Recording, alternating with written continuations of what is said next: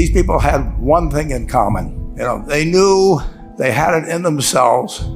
They knew they could be something beyond where they were. They were willing to put their time, their energies to better themselves. What you really could do with more skills, it's just remarkable. So I would like to just tell you a couple of short stories, and we'll draw maybe a couple of lessons from them. I would like to tell you of two women that each sold a business to Berkshire Hathaway, to me actually, for many, many, many millions of dollars. Both of them started with $2,500. By a coincidence, it was the exact same amount. It was everything they had in the world. And one of them was a woman who landed in Seattle in 1917, couldn't speak a word of English, had a tag around her neck. The tag said Fort Dodge, Iowa. The Red Cross got her to Fort Dodge, where she was reunited with her husband who had come to the country a couple of years earlier. And she lived in Fort Dodge for 2 years. And as she put it, she felt like a dummy. She couldn't pick up the language. She couldn't learn a word.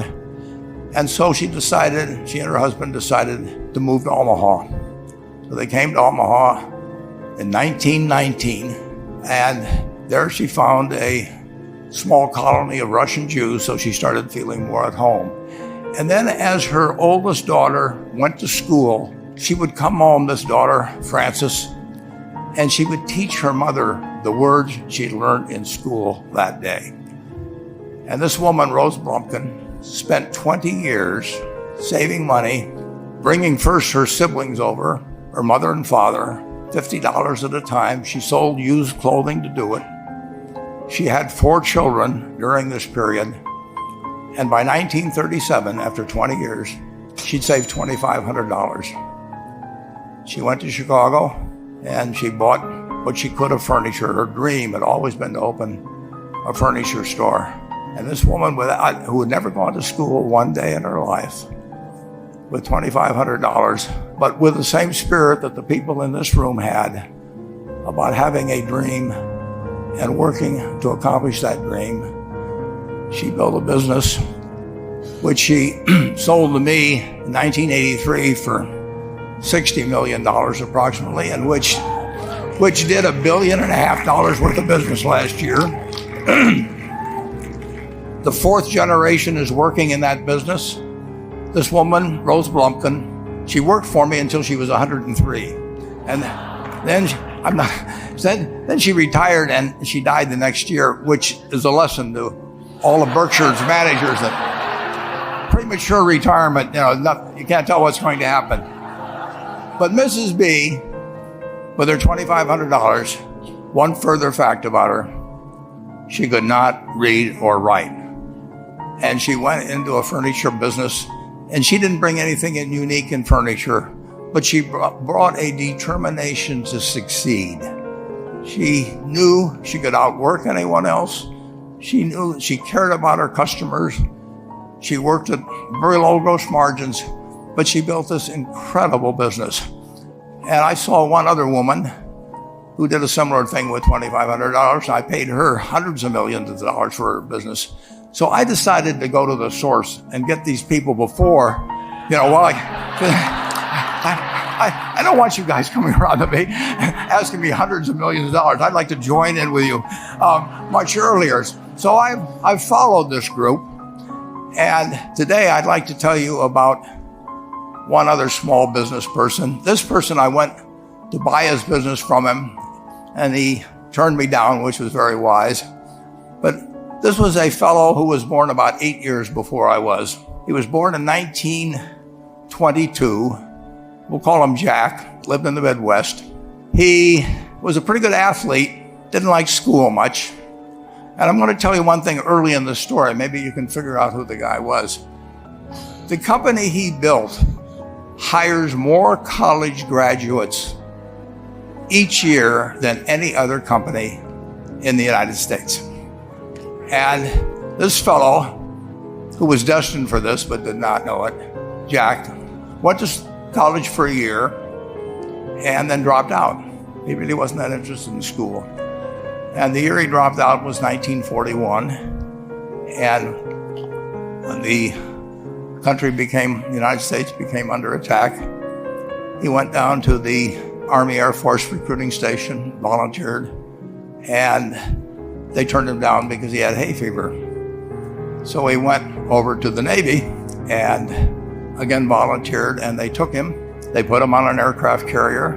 He flew small flight airplanes during World War II, got 2 distinguished flying crosses from the Navy, and then he came back to the Midwest. So now we've got a young guy. Probably by this time he would be 23 or 24 years old. And the interesting thing is, he got back to the Midwest, and he actually kind of went from one job to another for a short period of, or not such a short period of time. And he finally became a used car salesman at a Cadillac dealership in St. Louis, Missouri. And at age 35, having moved up in the organization, the sales organization, he said to his boss, "Could I go into car leasing business with you?" The boss said, "Well, if you'll cut your salary in half and you'll come up with," I think it was $25,000, which he borrowed, "we can become partners in a car leasing company." So my friend Jack started at age 35 in the car leasing business. And he had 7 cars. It was pretty slow. In fact, one of the things he did was whenever the phone rang, he let it ring 3 or 4 times so people would think that he was very busy answering other phones. And of course, it was the only call he was going to get all day. So his first venture was okay, but it wasn't really going to go anyplace. And there's a lesson in this for all of us. At age 40, he decided, with 17 vehicles, 17 cars, he was going to go into competition in the rent-a-car business. So now he's taking on Hertz and Avis and National and people like that who have hundreds and hundreds of thousands of cars. And he's got 17 cars, and his cars aren't any different than theirs. I mean, he's buying them from General Motors or Ford or Chrysler. And he can't get the airport locations. Those companies have them all sold up. But he was determined that he would basically offer the customer, can't offer him a different car, but he can offer them friendlier service than they've ever seen. And so he started a company. He named it after the battleship that he'd flown from in the Pacific, which was the USS Enterprise. And he died about a year and a half ago. But when he died, his rent-a-car company, starting with those 17 cars, was worth more than Hertz and Avis and all the rest of the rental cars put together. The man's name was Jack Taylor, and his son, Andy Taylor, is a good friend of mine, runs the business now. A grandchild is in the business. There'll probably be a 4th generation along the line. So this man in the United States, he didn't invent artificial intelligence. He didn't do anything that, just like Mrs. B selling furniture, I mean, that any one of us could have entered those businesses. But he lived by the creed, basically, of delighting his customers and working with people and establishing the relationship with them so that they in turn would want to delight the customers. He couldn't go out there and take care of every rental car possibility, but he learned how to project himself and his attitude toward his fellow man and his desire, to make a friend out of every customer. He managed to take very ordinary cars and turn them into this extraordinary business from virtually nothing. And it illustrates several points. One is, you don't necessarily get it right exactly right the first time. I mean, the car leasing business, basically you were competing on the cost of money to finance cars. And it's very hard to delight a customer when you just give them the car and tell them to send you a monthly check for 5 years and you'll be back at that time. So his talents were being wasted basically in that business. But at the age of 40, with all of that experience behind him, he found the golden key. He took a very ordinary business and turned it into an absolutely extraordinary operation, just like Mrs. B or Rose Bumpkin did with furniture.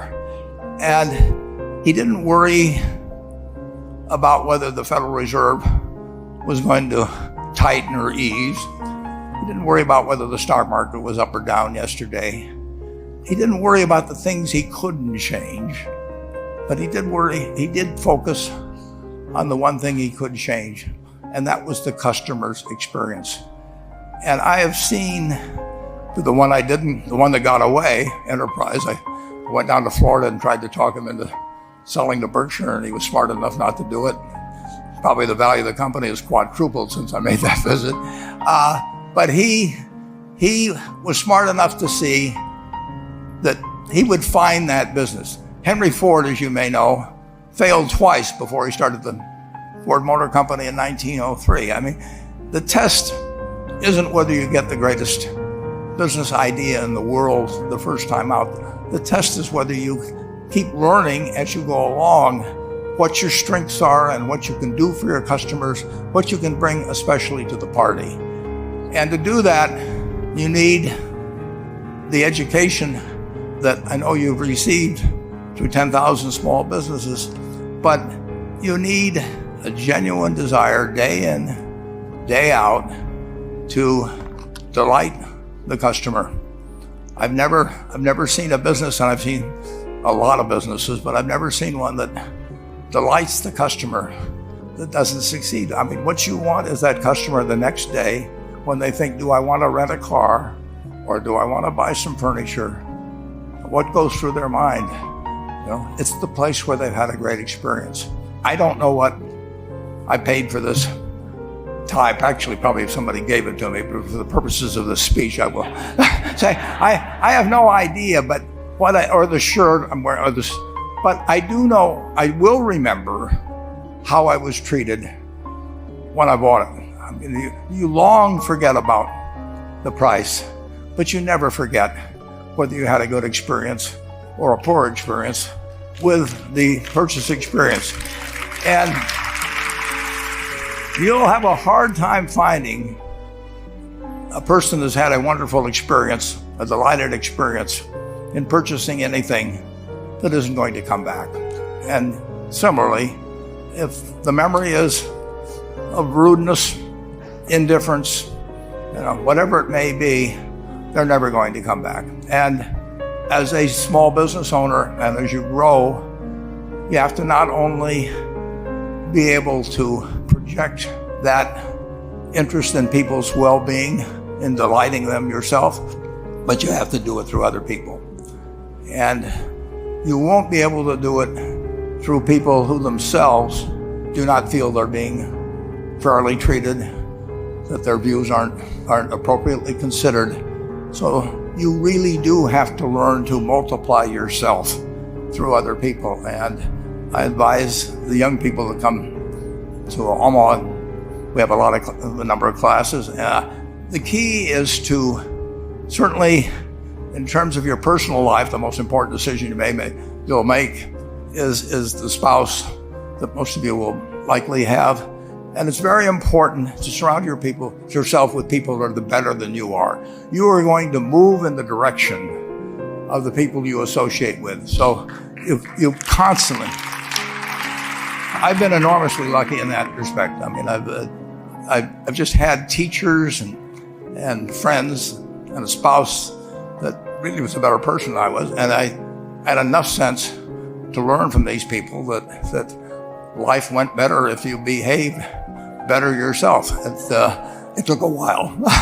So I advise you to seek out, as your partner in business, your partner in life, whatever it may be, look for the people that actually are examples to you rather than somebody that you think you need to straighten out yourself.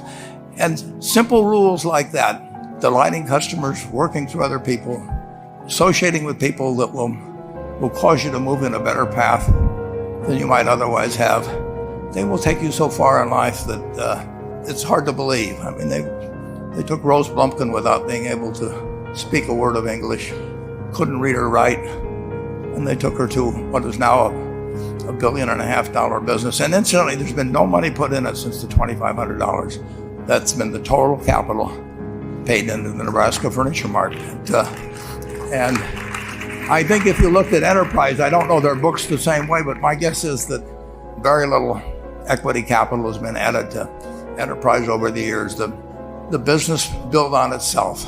So I want to tell you, I admire this group enormously. When I met Dr. Mello's class on September 22nd, 8 years ago, I was thrilled. And I admire people that are doing what you have done.